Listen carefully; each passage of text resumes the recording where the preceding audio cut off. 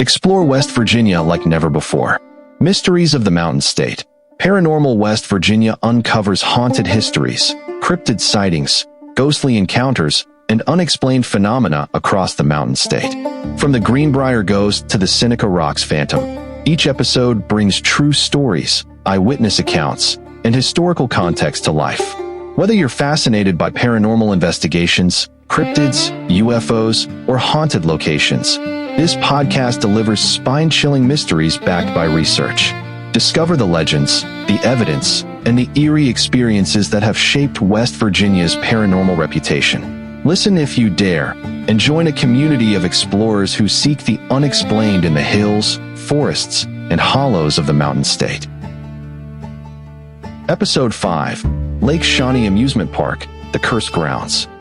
Welcome back to Mysteries of the Mountain State. Today we travel to the southern coal fields of West Virginia, to a place that looks peaceful on the surface. A quiet clearing, a small lake, an abandoned Ferris wheel rusting under the sky, swings that creak even when no wind moves through the trees. This is Lake Shawnee Amusement Park in Mercer County, a site with 2 centuries of documented tragedy. A location where archaeologists uncovered a hidden burial ground. A property that many investigators call one of the most active paranormal hotspots in the Appalachian region. We will move through the historical record, the frontier conflict that sparked tales of a curse, the park's documented child deaths, and the modern eyewitness accounts that refuse to fade away.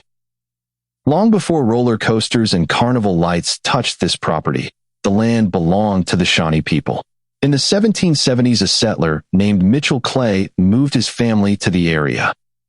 The conflict between settlers and local tribes escalated quickly. On a late summer day in 1783, Clay returned home to find several of his children under attack. Historical accounts record 3 deaths. His son Bartley was killed instantly. His daughter Tabitha was stabbed during the struggle. Another son, Ezekiel, was kidnapped and later executed. The site where these killings occurred is the same land where Lake Shawnee Amusement Park now stands. Local oral tradition calls the event the beginning of a curse placed on the property.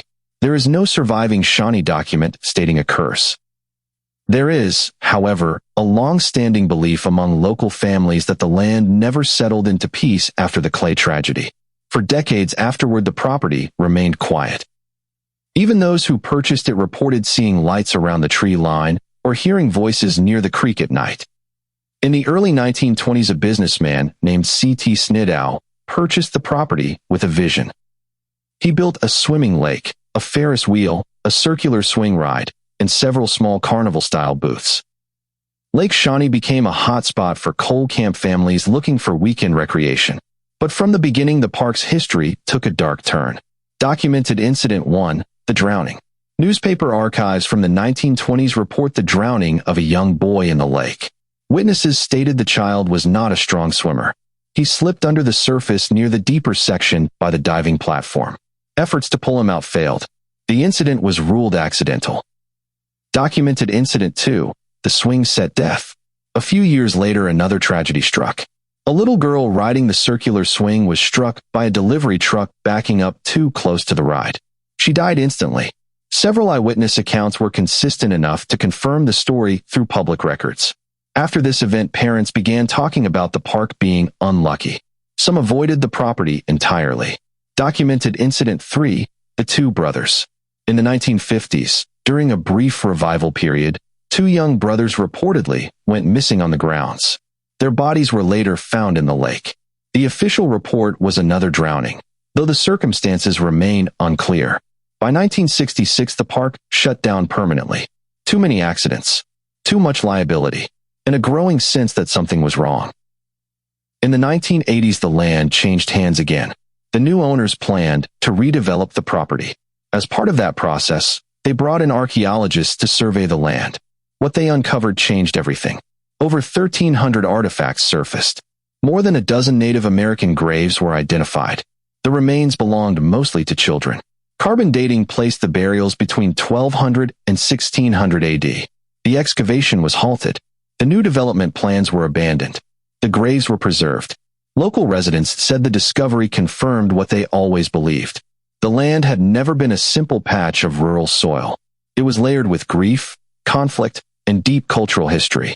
Lake Shawnee is now closed to casual exploration. The current owners host controlled tours. They allow seasonal paranormal investigations. What people experience during those tours varies, but patterns repeat with such frequency that it has become one of the most referenced locations in American paranormal media. Here are the most consistent reports from investigators, visitors, and the owners themselves. The girl in the pink dress. Multiple witnesses claim to see the apparition of a young girl in a ruffled pink dress near the old swing ride. Some describe her as standing still. Others say she moves as if about to board the swing. A few investigators report receiving the strong sense that she is looking for her mother. The belief is that she is the child who died in the swing set accident. Disembodied voices near the lake. Teams often record children laughing, calling names, or splashing water. There are no children present during these sessions. Recordings show clear audio signatures.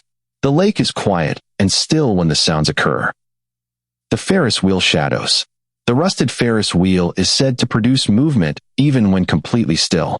Some investigators have captured silhouettes passing behind its metal framework. Others report seeing figures seated in the empty carriages. Equipment malfunctions. Electronics fail almost constantly on the property. Cameras drain within minutes. Audio gear glitches without warning. Flashlights flicker on command during EVP sessions. Investigators compare this activity to what they experience in high-tension locations like the Trans-Allegheny Lunatic Asylum. There are three dominant interpretations of Lake Shawnee's activity. 1. Residual energy from the frontier conflict. Some believe the unresolved trauma from the Clay family tragedy imprinted itself on the land. 2. Spirits of children from the amusement park era.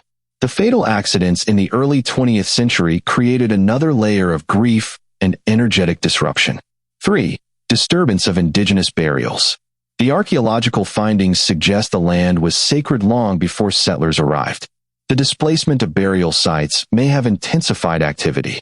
Local historians take a cautious stance. They emphasize the importance of cultural respect, the complexity of memory in the region, and the danger of reducing historic tragedy to mere ghost stories. But for many who stand on the quiet soil, the energy feels unmistakable. Lake Shawnee Amusement Park is a place where history is compressed into a tight circle. Indigenous life, frontier warfare, childhood death, entertainment, and loss.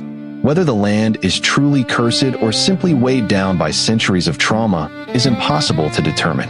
What is clear is that something persists here. Something that moves between memory and manifestation. Something that continues to call out to anyone who walks its grounds. Next time on Mysteries of the Mountain State, we travel to one of the largest stone structures in America, where thousands of patients lived, died, or disappeared inside its echoing corridors. Join me for Episode 6, The Trans-Allegheny Lunatic Asylum.